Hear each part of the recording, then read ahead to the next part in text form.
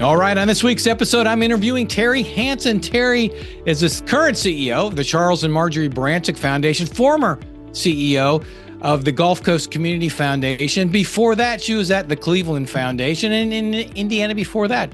But her career started off not in philanthropy, as she's going to tell you right now. She has been a leader for a number of years, sits on a number of boards, and she's going to share with us, with you, what leadership is and what she's observed in her career. So please, hope you enjoy this interview with Teri. Hey, did you know that we have a YouTube channel with all these podcasts and video? You get to see what's going on, what we look like when we're doing these podcasts. So if you'd like to go take a look, it's youtube.com/@thecorley-company. We'll see you there. Teri, thanks for coming on to the podcast. And please tell the audience a little bit about yourself, your background, and how you became CEO of the Barancik Foundation. Thanks, Michael. Thanks for having me. So my background really after college began in the Air Force as a public affairs officer. And I was a journalism major. And what I had no idea is it would really set the stage for my philanthropic work, which I started in about my mid-30s. And when I invited a little old lady from church over to the house to have dinner, and she said, "Have I got the job for you? There's a community foundation with no name, no board, no money, no staff, no office. You should run it." And I was like, sure, thinking I have no idea what you're talking about. Couldn't even spell community foundation, but here we are. So started that and then ended up getting recruited to the Cleveland Foundation, which was the oldest and second largest at the time. And then recruited down to run Gulf Coast Community Foundation. There, I had some donors named Chuck and Margie Barancik, who were talking about starting their own private foundation. So started out, they had a donor advice fund with Gulf Coast, and they had a supporting organization so they could kind of see how it works. And then decided to go ahead and activate their private foundation. And about a year later, they asked me if I would come over and run it and really get it started. So I see myself as a startup person. When I started that community foundation in Indiana, actually then created a merger of it and another community foundation to create a third community foundation in Indiana, started a development effort at the Cleveland Foundation. And then really, Gulf Coast was about 6 years old. It was a board who were wonderful people, but didn't know what they didn't know. So got that started and launched. And then Chuck and Margie's from ground zero. The only thing we had at the time was money. Again, no staff, no office, no logo, nothing. And I got to put all that together. Well, you are quite the entrepreneur, and this is absolutely fascinating because most people don't think of philanthropy being entrepreneurial. And while you were doing this, while you were leading, and I'm going to come back to this, you also were serving on any number of boards in town. So why did you do that, and how did you benefit from it, and how did the community benefit? Well, but I want to go back to just a minute, Michael, about entrepreneurial. Philanthropy is absolutely the most purest form of entrepreneur world, because we can work with the community, hear what they think might work, put it together, fund it, and try it. And then if it works, we hand it over to a backbone organization or to the government. So it's the purest form because we'll take risks where other sectors, the government and often private, won't, because they may not get a ROI. We do. So to answer your question about the boards, I found it fascinating to sit on the other side. And it really has helped me in my own job to make sure that we are getting the information out to the board that they need, having timely board meetings. It's just really been a good window for me. And I serve on these boards because each one for a different reason, but because I find that I learn more about the community that way. It gets me that much closer to the community and the people we serve. And you don't just sit on those boards, you take active leadership roles on those boards. Is it just because you're an innate leader? I mean, is that strategic on your part? I'm just fascinated as I look at your bio, and I share with the audience before we came into this, everything that you've done. It's because I'm crazy, actually. I just, don't have a life and figure just put more into it. No, it's funny. I've never set out to have a career in anything. I never had career goals. I never had all those things that you tell your kids they should have. Never had. It just, every bit of my career starting with philanthropy, it just came about. It came to me, and I said, sure, why not? So kind of the same thing with the nonprofit boards I sit on, and the leadership roles there. I think what I bring to those boards, particularly the CEOs of those organizations, is the understanding of what they're going through and knowing that boards need to stay out of the operations, the day-to-day management of an organization. I was just at a board meeting of an organization I sit on, and the board chair was telling me how she told the CEO what he needs to do about hiring somebody and I said, it's not our job. That's totally staff work. To me, the board chair is all about the board, and the CEO is all about the staff. And if you have a strong board and a strong CEO, there's nothing a nonprofit can't achieve. You can't have one of the two be weak. If the CEO is weak and you have a strong board, which is not very often, because usually a strong board will expect to have a strong CEO, it won't work. If you have a strong CEO and a weak board, you're not going to get the impact that the organization would hope to have. And so you've been part of a number of boards. What are some common traits or themes that makes an effective board member? An effective board member does their homework. First of all, puts the meeting on their calendar so they are there and show up and prioritize it. Then read the material sent. When I first got to Gulf Coast, it was in the old days of paper dockets, and I would watch them walking in the door, ripping them out of the envelope, the dockets. In other words, they had never looked at it. Now it's all electronic, but we can tell if a board member has looked at the docket or not. And where it's really obvious, but the person doesn't realize it, is when they're at the board meeting and haven't read the information because of the kind of questions they ask or statements they make. So do your homework and then show up and be active. But remembering it's not about your personal opinion. It's about the opinion you think is best for the organization, because you're just one of a group of people. So no one board member gets to have his way. It's a collective decision of the board, but your input should be to benefit the organization, not scratch your personal itch or beliefs or feelings. Oh boy, that's very well stated. And let me ask someone on the other side of the table. So you've been a board member, a number of organizations. What makes for an effective CEO or executive director? One who knows their role. And that's you are staff. So knows your role, has a great deal of humility because it's not about you. It's about the mission and the organization, and can have good board management as well as staff management.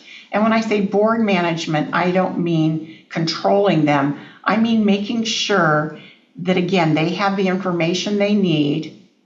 So when we give information out to our board, there's a cover memo on it that summarizes the issue and why it's being brought to them, and then a suggested motion, because that saves time from people wondering, well, why did she give me all this to read and I don't know what we're going to do with it? Or them stabbing around in the dark trying to come up with a motion. Often a motion will be changed, could be modified, but at least you give them a starting point. So that's important. And then also board management, making sure that you're leveraging the interests and talents of each board member to benefit the organization. And how does a CEO do that? Well, you have to know your board members and you have to spend time with them besides in the boardroom. So having a lunch or breakfast or dinner, talking to them, asking them, what are their passions? Why are they on the board? What do they hope to see? What would they like to contribute? Are they interested in reading scholarships? Are they interested in reading, being part of that? Are they super interested in being on the audit committee? What is it that they want to do and where they think they can contribute most? And again, it's about the organization, what they can contribute to the organization, not for their self. I just heard of someone getting off this the board meeting I was just at, and she got off because she wasn't thanked for her efforts. And probably should have been thanked.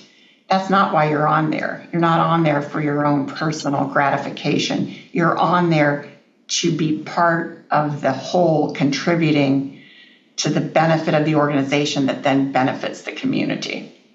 Yeah, and you said it a few minutes ago, being very focused on mission. So you've been CEO of community foundation, private foundation. Mm-hmm. Can you compare and contrast that a little bit for those of us in the audience that may not know?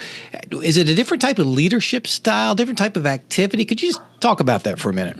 So a community foundation is a public charity, meaning that it has to have a group of board members representing the community. And you get a better tax deduction as a donor because it knows that it's not doing anything of self-interest. A private foundation is less of a tax deduction, but it is more, I would say, like closely held. Like a community foundation is a public charity, like a publicly held community corporation, and a private foundation is like a privately held corporation.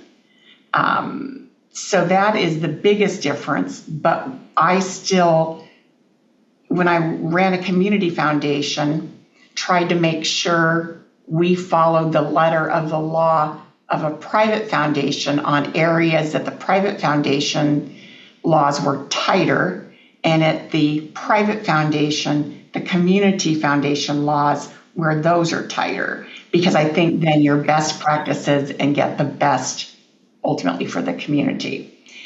In the case of the Barancik Foundation, we have 4 family members and 6 non-family board members on the board, where there wouldn't be family, 2 people from the same family on a community foundation board.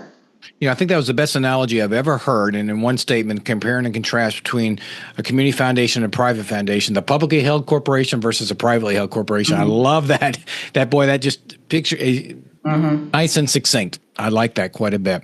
So throughout your time, you have worked with hundreds of nonprofits in the community. You probably know them as well as anybody in our area. As you think back, what have made for really strong, good's a dangerous word, but strong and effective nonprofits? What have you seen? Those where they have a strong CEO who hires a strong staff and isn't afraid of having a strong staff. Oh, talk about that. Well, oftentimes CEOs don't want other people to shine in their organization because they're afraid it will take something away from them, and maybe the board will fire me and put him in or whatever. So there has to be a lot of security as a person to be CEO. So then it has to have a strong board who understand they're not there to micromanage a staff, but in fact to do the governance work that is intended for them to do. And the biggest thing is ensure that organization has the funding it needs to carry out their mission and strategy. So many times board members think, well, that'll be the development committee or that's the development person on staff. I don't have to worry. They are responsible. Every single board member is responsible for the financial health of that organization. Yeah, I appreciate you saying that because it's clearly stated. I want to even say in Chapter 617 of the Florida Code, the responsibility of the board, and it really is to make sure the financial viability of the organization. So I appreciate you saying that. So you have decided to move on to your next chapter. You're going to leave Charles and Margery Barancik Foundation. You've announced your retirement. What advice would you give to foundation CEOs across the country as they maybe are starting in their roles as CEO of a private foundation? Take your time. There's no hurry as far as making the changes that you come in knowing you want to make. A good CEO is going to know what they want to do when they get there, but then they need to take the time to test it out and find out, is what I think I want to do really what the organization needs me to do? So take the time, get to know the board, get to know the staff, get to know the community, the mission, and lead from, if you have a strong staff and board, lead from behind, until you need to get out in front. I see a great CEO as someone like a old, in the old Westerns, the scout would get on the horse and drive and look over that hill and then come back, look over that hill. That's what the CEO needs to do, because sometimes what's over the hill isn't what you think it's going to be. So you need to be flexible. And a new CEO coming in needs to listen to the board, listen to the staff, take their time, and the future will unveil itself. That's interesting. I'm glad you said that. Take your time, because everybody wants to come in and we're going to solve world peace next week, right? And they want to, but really, especially in this line of work, you have to take your time. You got to have a long-term mindset. The social change we're trying to do, whatever it is, isn't going to happen in 6 months or what already happened. No, and listen to your nonprofits. They're the experts. You know nothing, really. You may think you do, but you know nothing. They're the ones on the ground, in the trenches, who know their business. So respect that and learn from them with the question of how can the foundation help you do what you're doing? There are some large private foundations in this country who've gone into places and said, we want you to do this. We're going to give you a whale of a lot of money to do it, and we want you to do this and do it this way. And in fact, they failed spectacularly because they didn't go in and ask, how can we help you? What can we do to help you versus we know what you need and we're going to tell you how to do it. The one example is right up in Hillsborough County when Gates gave the $100 million to the school district. And they learned. They came down, and I had a meeting with them a few years after that, and they said, yeah, we are now going in and listening to the communities we serve and finding out before we ever do that again. And this would hold true. This advice would hold true whether you're a community foundation, private foundation, or anything, right? I mean, it's just It's an approach. Mm-hmm. Right. Yeah. People think they know and know what's best for someone else. They don't. Boy, that's a lot. If people could just listen to that, that's power right there. That is, now you can maybe get entrenched in the community and facilitate some change. So you talked about foundations having the wonderful advantage of being entrepreneurs. Mm-hmm. I just want to touch it and being able to take risk that others can't. Some people say, well, businesses take risk. But talk a little bit about it, but they won't take a risk if there's no return. So there's actually more to it than just what we're discussing. Right. They do take some risk, but so many fail, as you know, these young startups, where a foundation can go in looking to solve a community problem, or at least help with a community problem. And in our case, we have to give 5% away a year. No matter what we do, we have to do it. So we want to have impact with everything we do, but sometimes the impact for the money we spend may be saying, nope, that doesn't work. That's not going to solve the problem. And then we know about it. If a company did that, then they go out of business and that's it.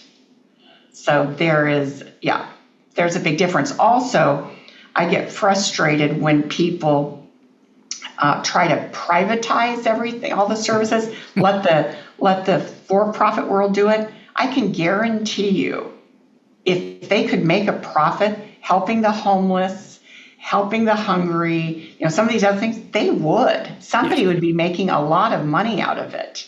But the truth is that they can't, or nobody's figured out how they can.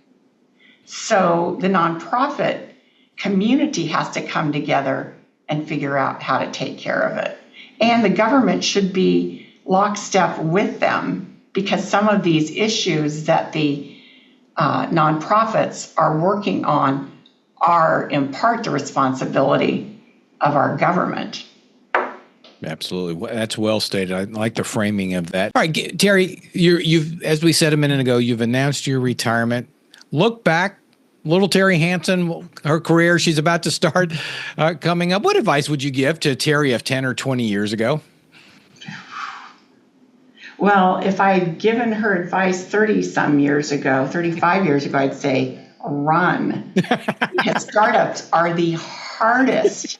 The lift is just incredibly difficult and straining and stressful. But I think that's why you do some things when you're young, because you really don't know any better. And so I would have said run. But that said, now I would say I've been blessed to have the best career that I never imagined. Like I said, I didn't get into this business on purpose. I didn't go from foundation to foundation on purpose. The headhunter called when I was at the Cleveland Foundation, wanted me to come down here. I didn't want to come down here. My family pushed me to come down here, so I came down here. I didn't try to go to Cleveland. I was in Indiana, and I was at a national meeting, and my boss, who would become my boss at the Cleveland Foundation, sat next to me at a dinner and said, I need you to come to Cleveland. And I said, I've got a daughter who is going to be a junior in high school, a husband who's made a successful transition from retirement in the military to the corporate life. That's just not going to happen. And then I went home, and I don't know, a week later we were sitting having dinner together, and I just mentioned, this nice man, this nice offer. It was really flattering. And they said, oh, you should go for it, which floored me, especially my daughter, who was going to be a junior in high school. Next thing, I don't know, a month later, I was in Cleveland. So There you go. Wow, you never know what path, right? Right. And like you said, you didn't have a strategy. You just let it evolve. You take opportunities when they knock. None. I just foolishly said yes. They would knock, and I say, okay, sure. But no, I think that's the one thing I would say is to a CEO, just say yes and try things out. Well, it certainly worked for you, and we in the community have benefited from it, Teri. You have made your mark. And the Sarasota, Venice, Bradenton community, we are forever grateful for your leadership, and you continue to this day. So thank you so much. And Teri, thank you for coming on today's podcast. All right, we just heard from Teri Hansen, who had a number of nuggets. Reed, we're going to test you this time and recapping with Reed, see if you can limit it to 3. How many? Let's see what you can do. Number 1. Yeah, number 1 is a multi-parter then. The common traits of an effective nonprofit board member: they do their homework, they attend and prioritize the meetings, they are active, and they don't think about their personal opinion. They care about what opinion is best for the organization. Yeah, the greater good. Number 2. A strong CEO is not afraid to hire strong staff. And, that's probably rule number 1 in all leadership books. Bring on people that are smarter than you. Yeah, and so many people will not do it. And I think a lot of it's subconscious, but still got to be aware of that. And she has done a remarkable job doing that, as I've observed with her team. And number 3. Advice to foundation CEOs: you come in, you want to get things rolling, but she said, take your time. Think about, is this what you want to do, or is this what's really best for the organization to do? Yeah, and just take your time. You're not going to solve the problems next week. These problems took years to create, and it'll take years to solve. So there we have it. Recapping with Reed, ladies and gentlemen. Hope you enjoyed the interview with Teri, and we will I-501 see you next week.